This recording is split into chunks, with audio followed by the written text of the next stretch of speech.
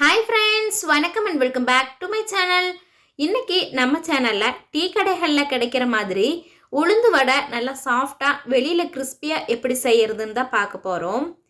இது செய்யறதுக்காக 1 ஹவருக்கு முன்னாடியே வெள்ளை உளுந்த நல்லா தண்ணியில் வாஷ் பண்ணிவிட்டு ஊற வைக்கிறதுக்காக ஃப்ரிட்ஜில் எடுத்து வச்சுட்டேன்.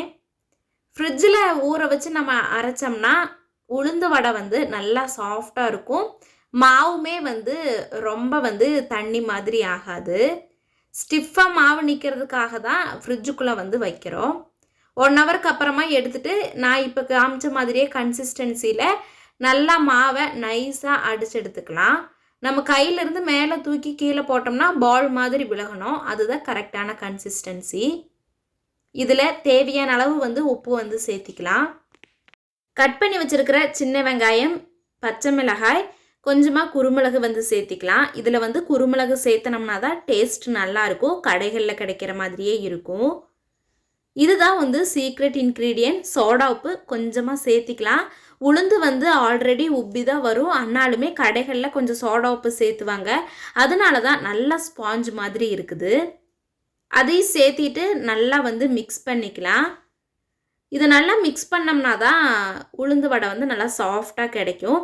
அதனால் மாவு நல்லா ப்ளஃபி ஆகிற அளவு மிக்ஸ் பண்ணிவிட்டு சூடாக இருக்கிற எண்ணெயில் கரெக்டாக நம்ம உளுந்து வடையோட ஷேப்பில் தட்டி சேர்த்திக்கலாம்.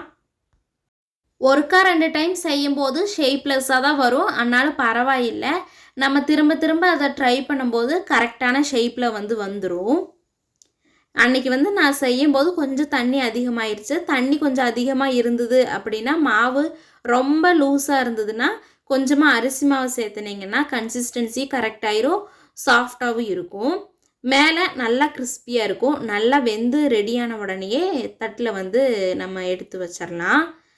சூப்பர் கிறிஸ்பியாக உள்ளே நல்லா சாஃப்டான கடைகளில் கிடைக்கிற மாதிரியே நம்மளோட உளுந்து வடை ரெடி ஆயிடுச்சு. மறக்காமல் ட்ரை பண்ணி பார்த்துட்டு எப்படி இருந்ததுங்கிறத கமெண்ட் பண்ணுங்கள். வீடியோ பிடிச்சிருந்ததுன்னு நினச்சிங்கன்னா லைக் அண்ட் சப்ஸ்கிரைப் பண்ணிக்கோங்க. தேங்க்ஸ் ஃபார் வாட்சிங். Bye bye.